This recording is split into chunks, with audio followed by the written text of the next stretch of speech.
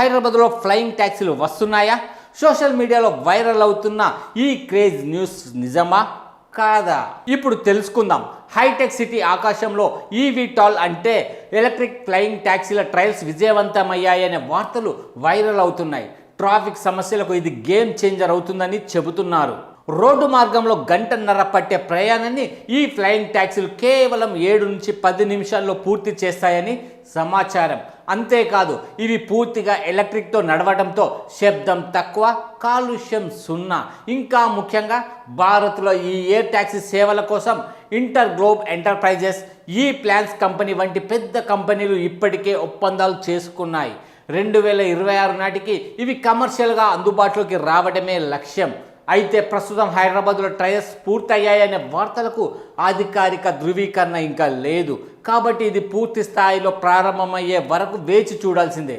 కానీ ఒక్క విషయం మాత్రం ఖాయం, భవిష్యత్తులో మనం క్యాబ్ బుక్ చేసినట్టే ఫ్లయింగ్ ట్యాక్సీలు బుక్ చేసే రోజులు దూరంలో లేవు.